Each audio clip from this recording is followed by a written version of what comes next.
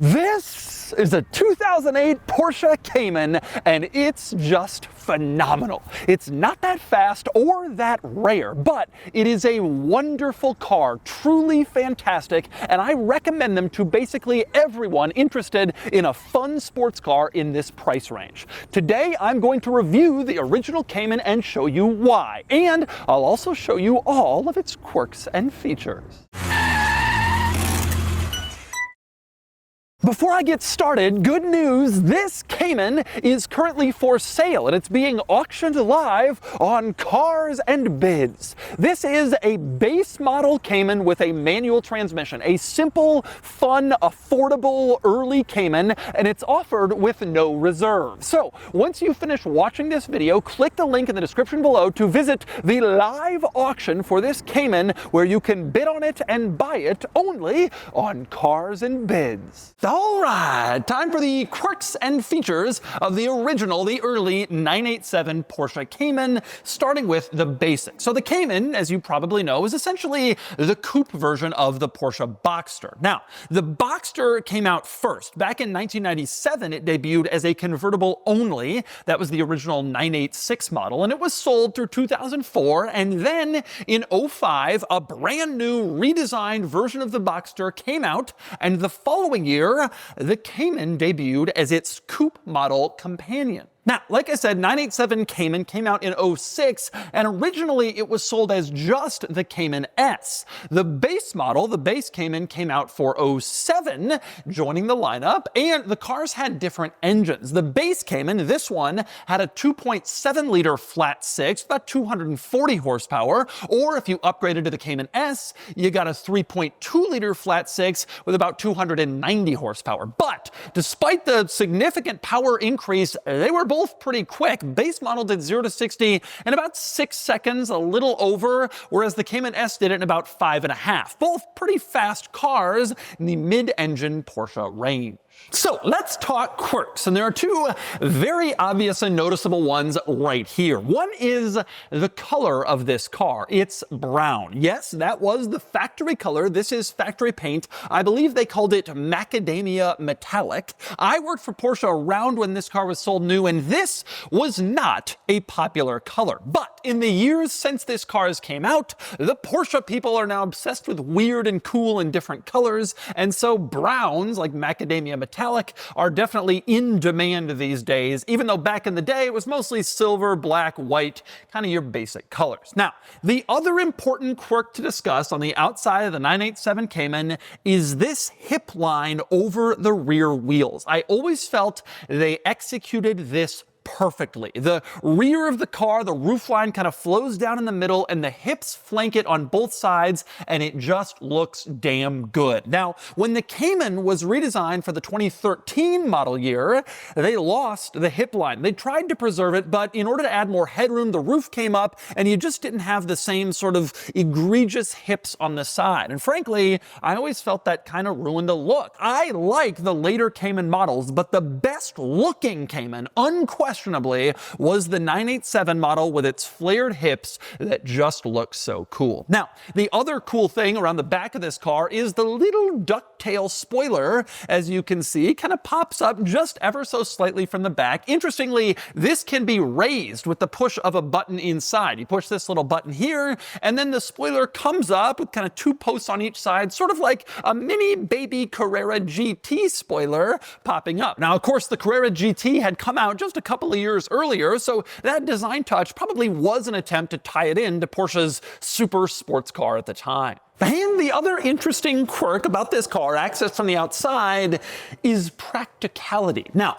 everybody knows about the front trunk, the frunk. A lot of Porsche models have them. It's actually pretty large. You open it with a button on the key fob, and then there's a little latch under here. You pop it open, you can see it really is a good-sized, practical front trunk, and there's a decent amount of space up here where you can store luggage, suitcases, bags, whatever it is that you might need to put in the front trunk in order to go on a trip or whatever. But not everybody knows that the Cayman is more practical than just the front trunk. It's also a hatchback with a rear trunk. Take a look at the key. You can see there are two trunk buttons, front trunk and rear trunk. And you open up the rear, the hatchback, and you can see another surprisingly large cargo area back here. Again, despite this being a mid-engine car. So you have in the back, the furthest back part, a pretty good sized trunk and cargo area where you can stick stuff, more luggage, anything you can't fit up in the front trunk. And then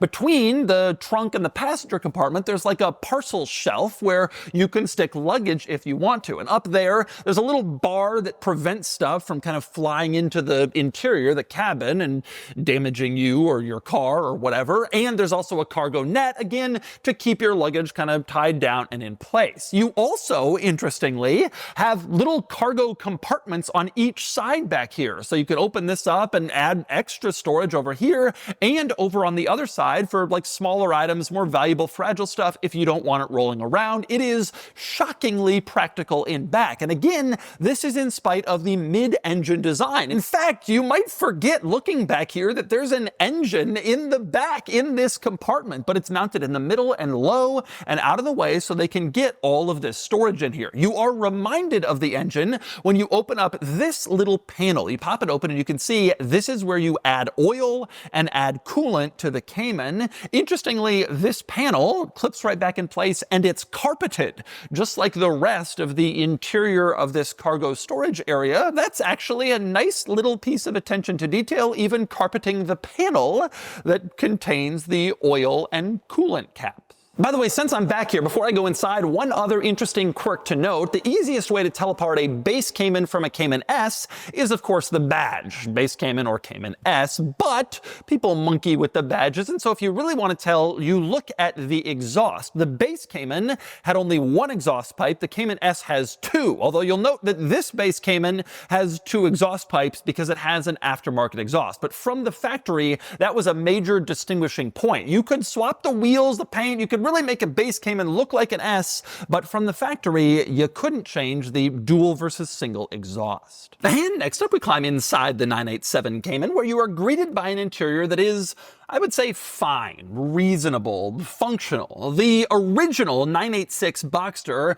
people complained that the interior was too cheap, too plasticky. The later 981 model, Boxster and Cayman, it is a screen. It became a little high-tech and luxury car. This was a nice in-between. It wasn't cheap looking, but it wasn't too high-tech. It was functional and focused, and it was a decent interior. And it has held up shockingly well in this car over about 143,000 miles. Actually pretty impressive, and illustrates that this car is probably fairly well built. And as you might expect, there are some interesting quirks. We start with the door panel, where you have the window switches not next to each other to illustrate the relative position of the windows, but instead front and back, which means you have to kind of figure out and remember which one controls which. I will say, from driving a lot of these cars over time, you do remember that the one closest to you controls the driver window, the other one is the passenger window, but it is a little bit unusual at first. Another unusual item in the door panel is you have this storage pocket, and it's not just a little tub where you put stuff like in most cars. Instead, it is a compartment with a lid that you can open and close. You have that on driver and passenger side, and it's just another thing that adds some practicality to the Cayman. Also interesting for practicality and frankly design is the cup holders. It's over on the passenger side of the dashboard, and at first glance you don't notice it, but then you see this little drink symbol. You press that, this panel opens up, and there are cup holders hidden behind there. And the cool part here is you can open the cup holder, kind of take it out for use, and then you can close up the panel that stores the cup holders again so that you don't see all the ugly inner workings of the cup holder situation. And then when you want to put the cup holder away, you just open the panel again, fold the cup holder back into the dashboard, and then it's gone. It's actually a pretty genius design. Now, people complain that these cup holders were a little flimsy. The placement wasn't really the best since the middle one is sort of right over the controls. And that may have been true, but the overall design of this is just typical fantastic German engineering, solving a problem they probably didn't really need to solve.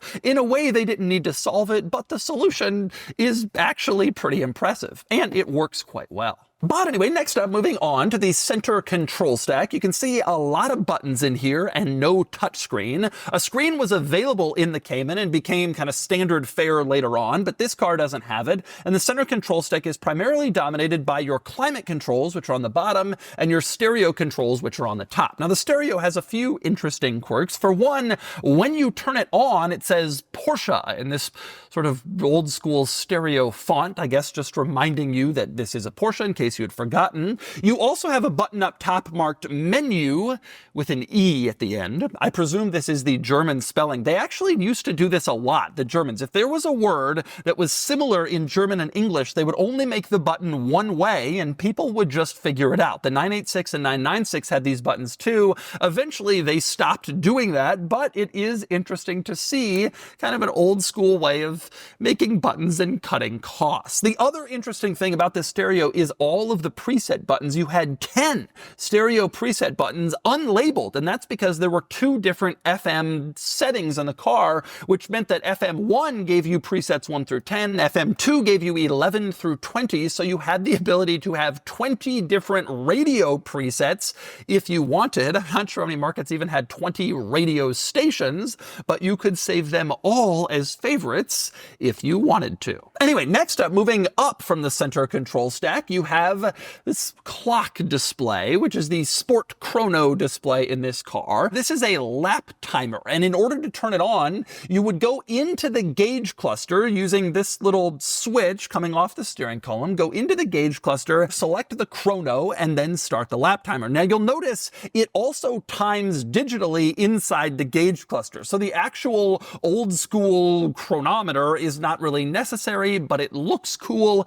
and so Porsche leaves it there. You have the analog and the digital as a backup in case you really want to see your lap times. Now, in this display area in the gauge cluster, you can also use this to check your oil level. Interestingly, this car has no dipstick because the whole engine is covered by carpeted storage areas, and so you check the oil inside the gauge cluster in this little menu, and it tells you where your oil level is. Now, also worth pointing out that this car has cruise control. This is operated from a different stalk coming off the steering column. There are 4: turn signals, wipers, cruise control, and the menu stalk. It's a lot to see and deal with, but there is cruise control, which you might not expect from a kind of base model 20-year-old sports car, and yet it's in here. Now, also worth pointing out, in the gauge cluster, you can see the central gauge is the tachometer, which is tradition on Porsche and many other sports cars as well. The speedometer is sort of over in a corner, kind of de-emphasized, because when you're on the racetrack,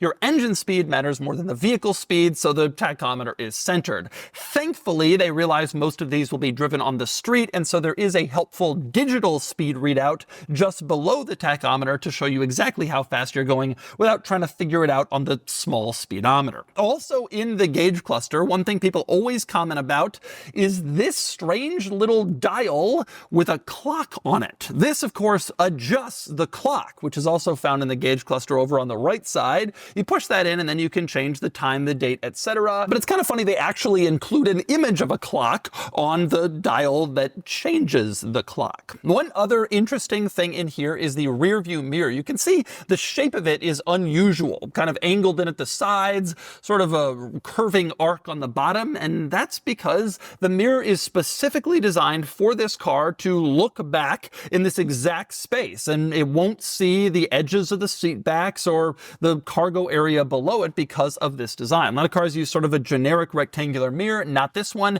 It is a specific shape in order to see a full field of vision and nothing more. And finally, one last interesting quirk worth mentioning in this car. The Cayman was, of course, offered with an automatic transmission. In the early Caymans, it was the Tiptronic torque converter automatic, and in 09 they switched to the dual clutch PDK, and then the automatic became a lot more popular. But in these days, people didn't like the torque converter. In large part, they were buying the manuals, but the manuals were different depending on the Cayman you got. The base Cayman, this car, has a 5-speed manual transmission, as you can see here. The Cayman S, the performance version, has a 6-speed manual transmission. You got that extra gear if you got the Cayman S with its bigger engine and more power, and that was another selling point of the more expensive, sportier model.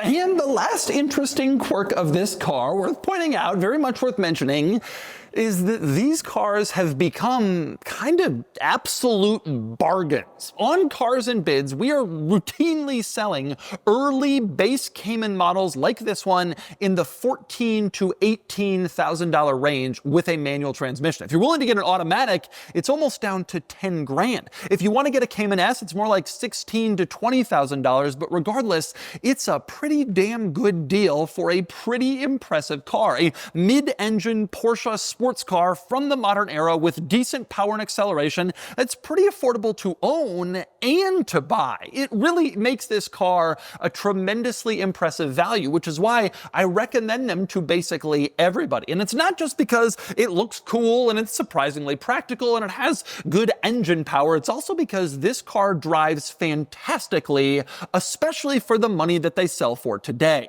For more on that, well, time to get behind the wheel. All right, time to drive the 987 base regular Cayman with a manual. And God, the first few minutes in a 987, I am reminded just how great the 987 is. All you need is a 987. I love my cars. My Ford GT, Carrera GT, Countach, they're amazing. But I'll tell you, if I had to pare it all down and just get a 987, I would be happy. This car is so good. In fact, I'm reminded of a little story. When I worked for Porsche many, many years ago, I had 911s as company cars. And one time I took my 911 to the dealership for service, and as a service loaner, they gave me a base 987 Boxster. I had never driven one before, a 987.2 base Boxster. That was a new car at the time, with only one option, PDK, because they wanted everybody to be able to drive it in the service loaner fleet. And I remember taking that car out and beating the hell out of it and having so much fun, and realizing then and there that the mid-engine cars could be just as fun as a 911, if not more fun, just based on, well, the engine placement, but also the little size, the tossability, the mechanical feel. It was just such a damn good car. Every time I get into a 987, I am reminded just how great these are. The transmission in this car is just absolutely, it's so good. The clutch is easy. It's not notchy like a lot of modern BMW clutches are. It's not rubbery. It has a perfect feel to it. The shifter itself, the throws are absolutely perfect in length. They are perfect in feel when you slot it into gear. Bump. Oh, it's just such a dream. And as you accelerate, you get on the street, you hear that mechanical sound. You feel the analog of this car. The thing that this car does so wonderfully nicely is combine amazing dynamics, decent acceleration, comfort and convenience, and affordability. And I think it does it better than any other car. I really do. And you just have this excellent feel when you're driving the car. The steering is precise.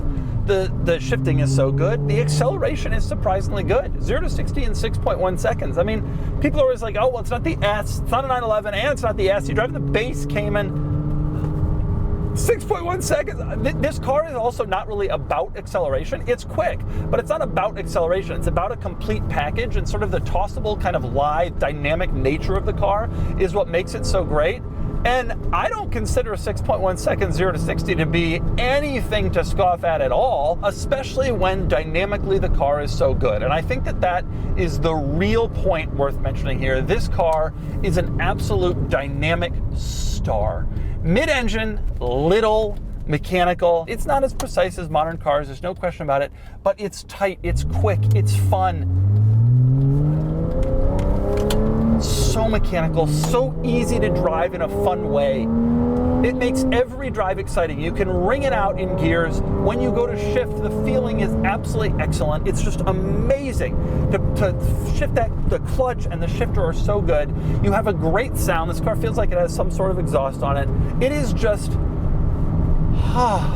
everything about this car is just dynamically so wonderful, especially for the money. It's just so much fun. It's just so much fun to toss around. And these have proven to be relatively reliable. And I gotta say, to that point, this car is approaching 143,000 miles, and it feels good in here. This car is well screwed together, nothing is flaking or cracking, I mean, there's wear on stuff, as you'd expect for a 20-year-old car with 143,000 miles, but I drove a lot of older cars with miles for the site, and this car is in much nicer shape than virtually all of them, even though it's got higher miles than virtually all of them.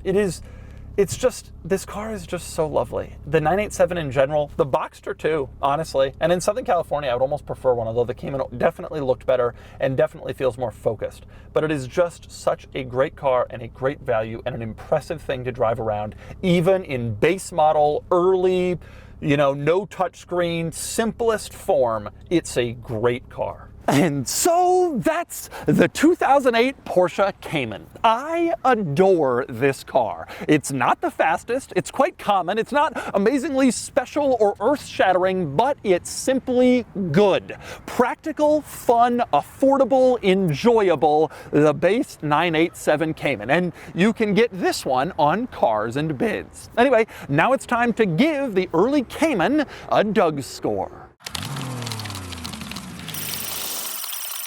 And the DougScore is here, 55 out of 100, which places the Cayman here against some similar cars, tying the wonderful Honda S2000 and Lotus Elise. The Cayman doesn't quite earn the same weekend scores as those more focused sports cars, but it makes up for it with a stronger daily score thanks to good storage, excellent quality, and great value. And while an S2000 is certainly a bit more thrilling to drive than a base Cayman, the Porsche is the better all-rounder.